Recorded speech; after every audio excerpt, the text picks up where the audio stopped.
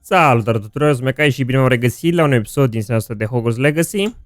Aici, ultima oară, în caverna asta sau ce-o fi, catacombă, whatever, nu știu, sub castel, unde ne-am bătut cu ceva, o grămadă de goblini și ceva, șef, whatever, general.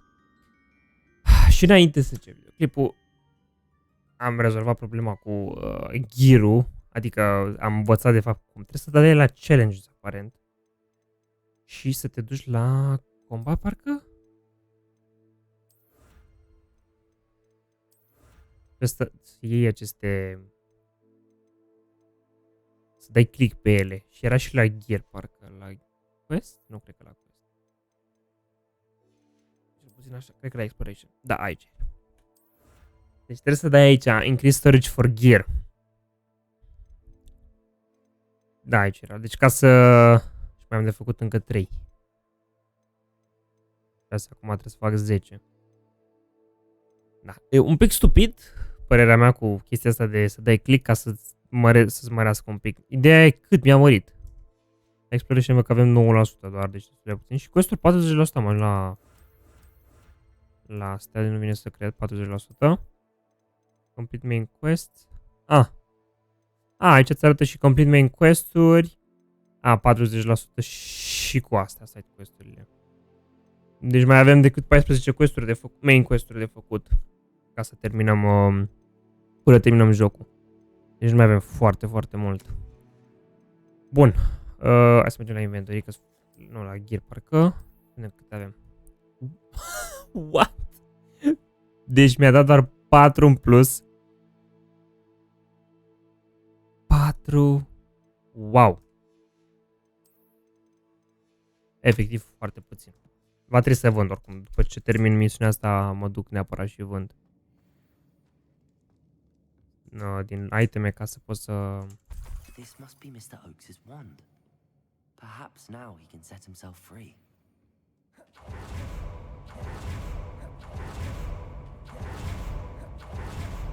Eu cred că e bine pe aici, nu? Da, pe aici trebuie să iau. What's down there? Loyalist Warrior. Incendio, Levioso, Accio, Incendio, Depulso. Ops, n-am vrut. Confringo, Defindo, Expelliarmus, Glacius. You've one less follow-up. 19 este? I-am pus talent point? Nu, am talent point. Ok. Am uitat să pun data trecută. Core, why not? Și hai să punem spell knowledge. Să avem asta, să avem 3 acum. Și să punem la al treilea. Asta cu mâncare e destul de nice.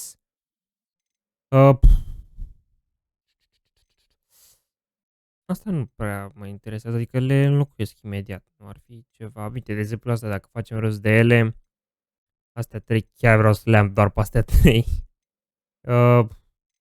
Uite, vreau să pun așa și să mai fac unul de ceva de luptă.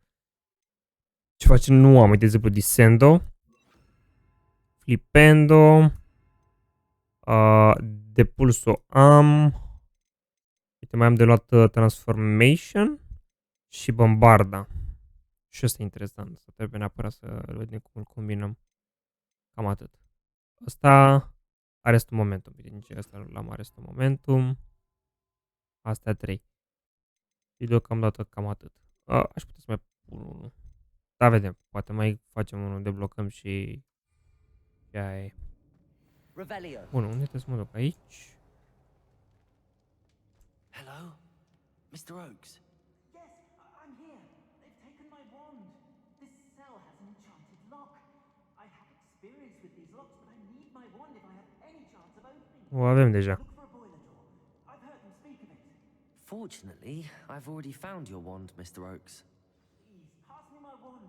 I can't get out of this damn cell without it. It's my last hope. Please. My wand. Oh, thank Merlin. Thank you. Păi și? Gata.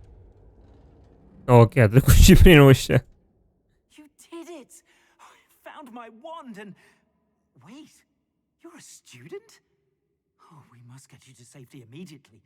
It's dangerous. It's all right, Mr. Oakes. I've dealt with these goblins before. Dear Merlin, you're either very lucky or very talented. Well, how did you find me? I'm a friend of Adelaide's. She was worried about your business with Ranrock's loyalists. Oh, she was right to be. I couldn't go through with the agreement, and when I told them, I ended up blindfolded and behind bars. Been locked in that infernal cell for so long, they'd forgot I was even there. I overheard things. If only I could reward you for what you've done. Blasted goblin stole every canut on me. All I can say is thank you, truly. What did you overhear? You mentioned you overheard things. Sad tale, really. I think I know where Ranrock's unfortunate vendetta against wizardkind began. Although dragon breeding was outlawed by the Warlocks Convention of 1709, Ranrock stumbled upon an illegal dragon camp. He was young, found the creatures fascinating. He'd visit the camp in secret whenever he could, never making his presence known. After weeks of sly surveillance, he finally summoned the courage to speak to the wizard in charge. Ranrock wanted to join them, and the creatures. The wizard happened to drop his wand. Ranrock saw an opportunity. He picked it up, went to hand it back as a means of introducing himself. The sight of a goblin with a wand sent the wizard into an instant rage. He beat Ranrock nearly to death. Ever since, Ranrock has despised wizardkind, sees us all as cruel. Am I right that you speak gobbledygook? Unbeknownst to Ranrock's fiends, I do. I've always had an affinity for goblin culture. Knew I wanted to be a metal trader ever since I was a lad. It wasn't easy learning the language. It's complex, and my memory's as weak as my knees these days. But after decades working with fine goblin folk, I grew fairly proficient. At least, I'd like to think so. I'm grateful I was able to help you, Mr. Oakes. Adelaide thinks the world of you. Oh, and I her. She's become quite savvy to my trading habits, always analyzing my detailed owls. If only I hadn't resorted to trading with such fiends. A lesson I shan't soon forget. Having my wand back is like being reunited with an old friend. I must return home and inform Adelaide of my safety. Will you be all right? I'll be fine, Mr. Oakes. You get back to Adelaide. I assure you, her worries outweigh yours. Oh, I'm anxious to see my dear niece. And then I plan to travel far from here for my next round of trading. Thank you. May life reward you justly for your deeds. Be well, my friend. Mr. Oakes was lucky. Ranrock's lot would never have freed him.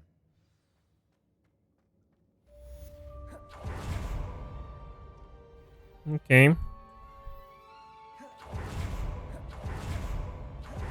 Am terminat și cu asta.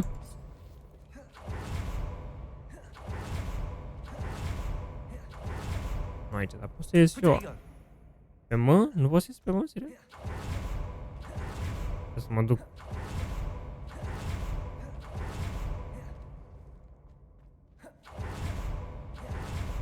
Așa.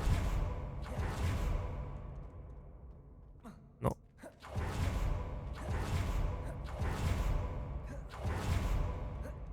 Ah, ok. Norwegian. Bun. Uite, am și cu misiunea asta secundară. Măi, e noapte afară. Facem zi un pic repede. Ca să văd și eu ce se întâmplă. Stai, e zi sau noapte? Stai că n-am înțeles. Ce s-a întâmplat, dar hai să plecăm din zona asta. Aici ce e? Hogwarts. Bun. Quest. Hai să vedem ce quest-uri mai avem noi. Asta cu Demi, guys, Sebastian, Sirena. Și cu Sirena am putea să o facem. Why not? Da. Trebuie să ne dăm un pic teleport. Aici.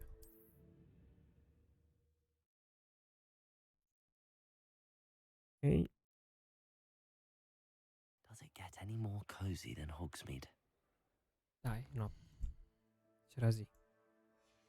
Facem din nou zi. Bun. Bine, în care poți da dash-ul ăsta aici.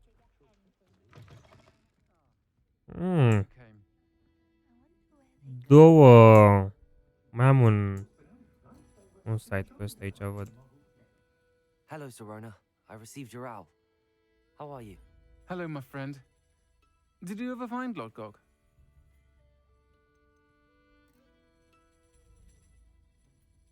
I did, thank you.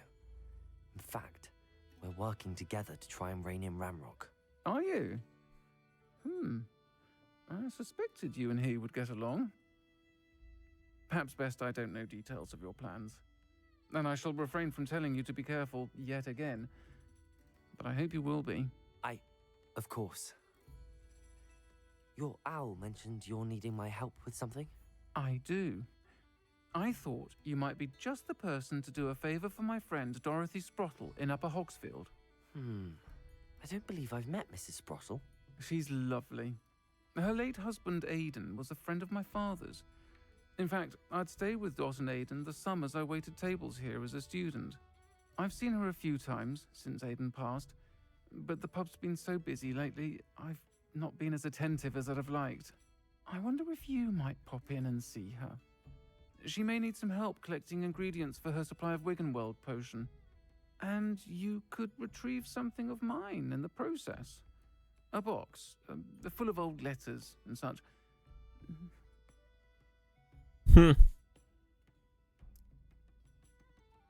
Why did Mr. and Mrs. Sprottle have your box of letters after all this time? It's one of a few that I had when I was young. Dot found it when she was clearing out a closet. Can't imagine what's in there. Probably terribly theatrical. The ramblings of a teenage witch and her friends. You're welcome to take a peek inside, if you do find it. To be honest, I'd imagine it contains some lovely memories. Why does Mrs. Sprottle keep a supply of Wiggenweld potion on hand? Dot's a skilled potioneer. She's been supplying travelling vendors with Wiggenweld potion. An ordinary precaution that has, unfortunately, become a necessity, what with Ranrock's loyalists disrupting the trade routes. I'll try to go and see her when I can. It would mean the world to me, and to Dorothy. Aidan was bringing the box of letters to me when he was taken ill. Dot can tell you where he might have dropped it. You'll find the hamlet just north of Hogsmeade. Please do give Dot my love. Ok. Hai să vedem și questul ăsta cu Clementine. Pardon me, but were you saying something? Oh, hello. Talking to myself. I'm Clementine, Willardsey, charmed. I was musing on the precious butterflies I see near the edge of the forest. Whenever I come near, they fly off into it. When I was at Hogwarts, we truly were forbidden from entering the forest.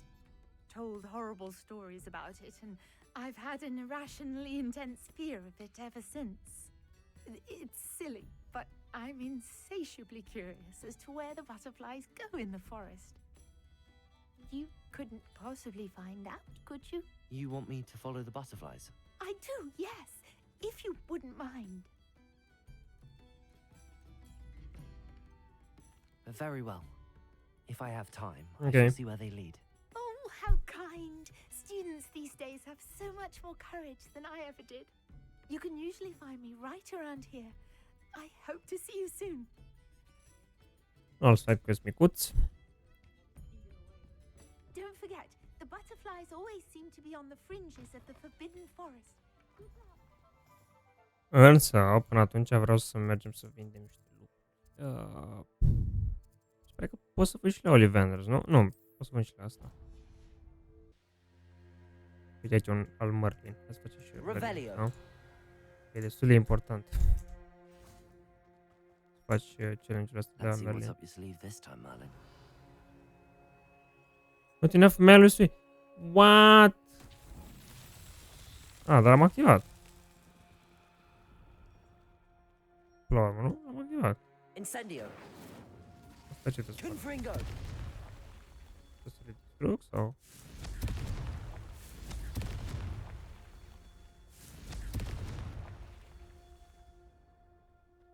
Ok. Mai vedeți să fie încă unul. Da, asta era.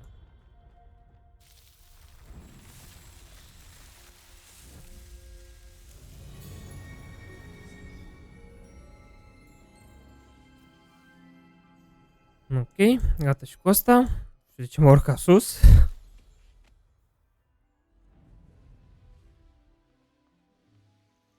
These rocks have seen better days. Deci să avem și noi a fast hog's travel-ul. Now where to find Mrs. Sprottle? Aici. Shane Bardolph thought dark magic was the answer. I reckon Rookwood's played a hand in his disappearance.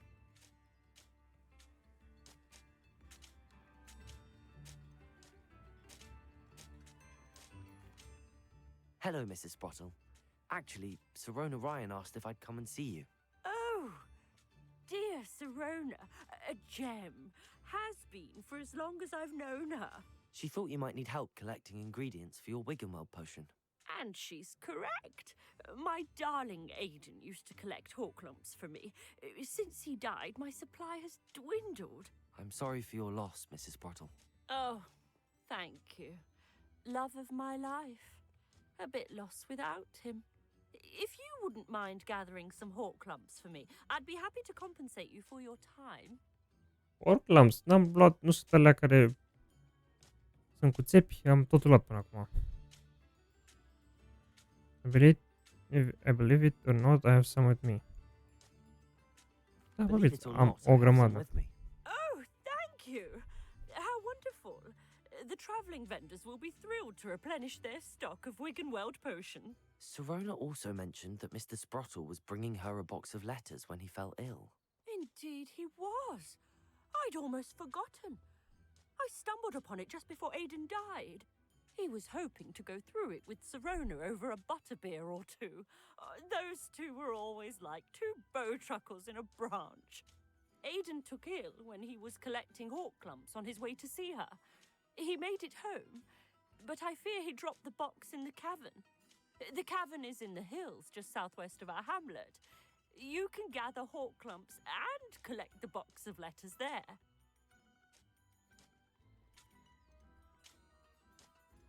Sirona said she lived with you during the summers when she was at Hogwarts. What was she like? Goodness. Well, she was almost exactly like she is now. Charming, good head on her shoulders, taking care of everyone. I can't tell you the fun we had when she and her friends would visit us during the year, all buzzing about, practicing charms. Talented group. Her friend Mirabelle was a genius in the garden. Learned it all from her muggle parents, if you can believe it. Do you remember anything about the letters you put in the box? Oh, of course. A few letters from some of her school friends. Some nice memories. I even included a letter Sirona had written to me when she was staying with us. Thought she might enjoy reading it. I know when I read writing from my youth, I'm always astonished at how much I've changed, and yet remain the same. Thank you, Mrs. Sprottle. Thank you. I'll be here if you are able to collect those hawklumps. I and the vendors I help would greatly appreciate it. Ok. And the cavern. I've always said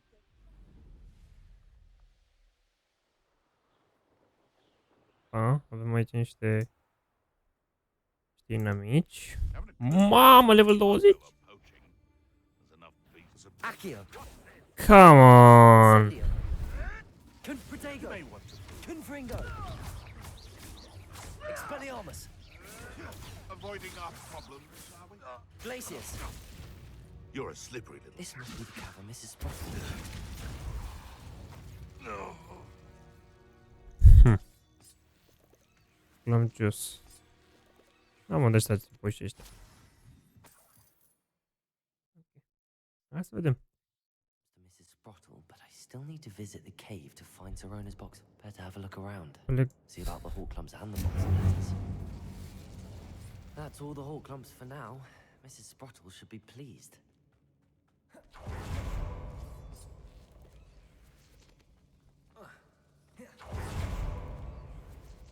Accio.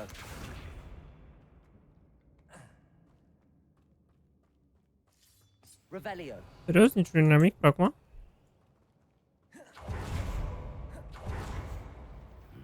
Am vorbit. Either I'll have to fight that troll, or avoid it altogether. E și asta opțiune. Revelio. Să merg pe lângă el. E cam level 21 și ăștia sunt cam grei așa de bătut. Nu știu dacă vreau să mă fac cu el. Deci nu știu cum de bun. Lasă-mă în pace. Aici nu pot să mă duc.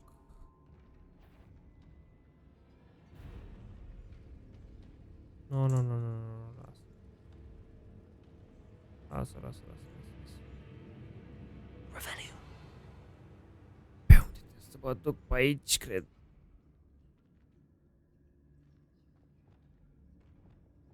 Deposit. Perfect. Am dus bine. Up. Lumos. Trebuie lumos aici, am uitat. Bun, dar bine, cred că sigur o să mă întâlnesc cu el înapoi, nu? Mai not.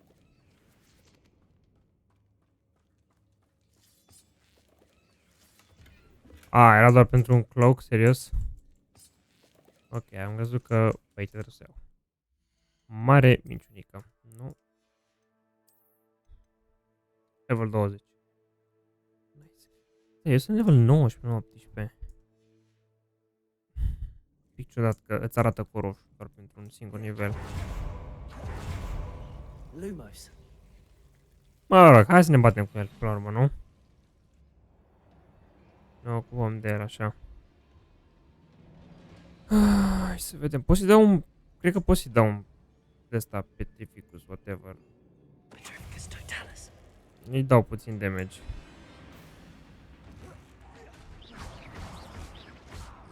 Confringo. Protego. Stupefy. Glacius. Defendo. Expelliarmus. Incendio. Depulso. Ce puțin de mii de-am dat. What? Ce-a făcut? Defendo. Arresto momentum. Confringo. Defendo. Expelliarmus. Protego. Expelliarmus. Glacius. Incendio. Accio. Descendo. Arresto momentum. Confringo. Defendo. Expelliarmus. Glacius.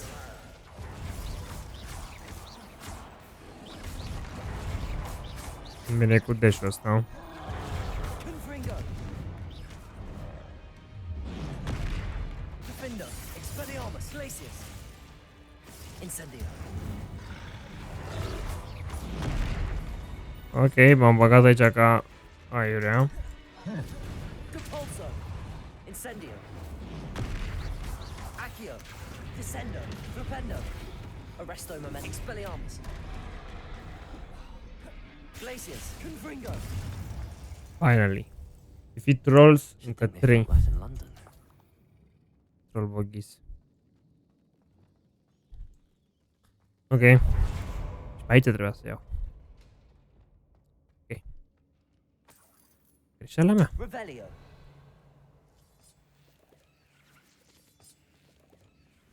Acolo pot să dau un depulso. Depulso. Revelio. Dacă e un chest. Dar nu prea aveam cum să urc pe acolo, nu? Nu cred că mai pot să mă urc pe aici. Ba da, mă pot urca.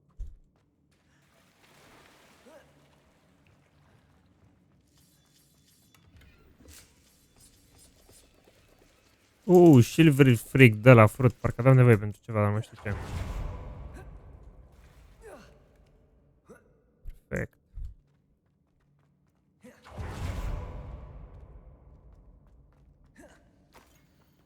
Dear Serena, we gift you token of gratitude. Ok, am luat un... dacă te stai aici. O să le citesc. This must be Sirona's box of letters. I should take this box of letters to Sirona. I think that's everything. Gata. Sirona will be glad to have this back. Am ajuns în Forbidden Forest? Ok, deci era un cave pe dedesubt. Sau cumva se conecta. Aha. Ok. E departe? E cam departe.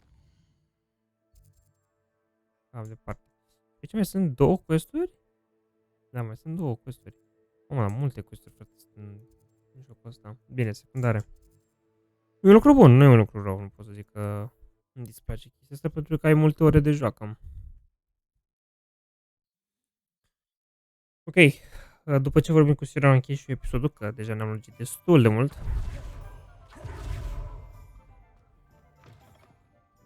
Oh, please tell me you have an answer. Hello, Sirona. I have good news. Lasă-mă cu I Butterfly was Day. able to provide your friend Mrs. Sprottle with some hall clumps for her Wiggenweld potion, and I found your box of letters. Oh, thank you. I knew you were the one to ask. I wondered about some of the letters in the box. Of course. It appears most of the letters were from fellow students. One of the letters mentions Quidditch practice. Did you play? I did. Was the Ravenclaw Seeker for 3 years. Oh, Merlin's beard. I adore Quidditch. Nothing like the feeling of catching the golden snitch when your team's down by 140 points. I'll never forgive Professor Black for cancelling it this year. I missed cheering for Ravenclaw. I saw a letter from someone named Mirabelle. Is that Professor Garlick? It is. Still one of my dearest friends. I know she wouldn't mind you having seen that letter. She and I are of a similar mind, especially when it comes to young people. We believe experience to be an invaluable teacher. To borrow a phrase from Mirabelle, it's a joy to see anyone blossom, but particularly one who doubted they ever would. I spotted a letter from you to Mrs. Sprottle. You two seem to have a lot of fun together. We do. She taught me so much during my summers with her and Aidan. I shall be the first to admit that adolescents aren't always the easiest to understand. And not everyone was as kind to me as the Sprottles. But the depth of their kindness, and that of so many of my friends, got me through... well, got me through some challenging times, to put it mildly. I'm glad I could be of help. Mrs. Sprottle sends her best. Don't know what I'd have done without her and Aidan. Thank you, again, for helping her, and for returning this box of letters. It's nice to reflect on good memories. Ok, întrebarea mea este următoarea. Ea, până la urmă, nu, Sirona, femeia aia, a acceptat ce am dat eu, ăia cu țepi, și m-a pus pe mine să-i culeg, nu știu, să nu fac vreo... Acum mi-am dat seama că trebuia să mă duc să-i dau ceva înapoi. Dar nu știu dacă a luat ce am dat eu și m-a pus să culeg pentru mine înapoi. Nu știu, mă duc înapoi să văd dacă e ok. Bardolph Beaumont should have returned by now. Excuse me. Did you say something about Bardolph Beaumont? Oh, hello again.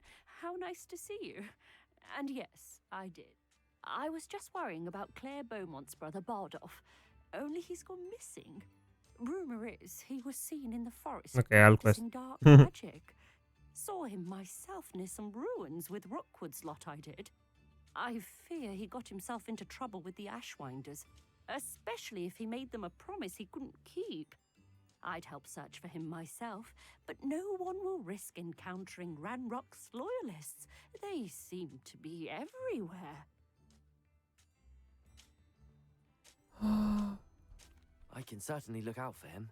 Any help would be appreciated. You might speak to Claire first. Perhaps she has some insights that I don't. I can tell you that Bardolph was last seen in the forest wearing a particular woolen jumper, one that Claire knitted herself. Ok, deci pe la urmă a acceptat. If you'd like to speak with her. Am înțeles, Brother's Keeper. Bun. Aici am încheiat și episodul. Revelio. O întrebare, pot să mă bag aici? Bine, mă pot. pot și iau la lucruri. Hehe. Mâncărică. Băi, pe aici văd că am un chest. O să-i dau în loc. Hello, Hamura. Intru în casele oamenilor.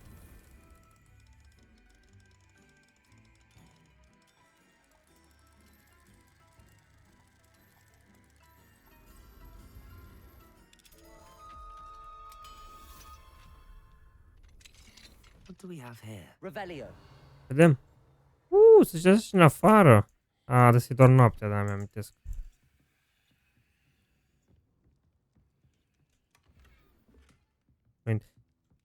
Fii atent. Sunt și în afara castelului? Mine now, demiguise. Ok.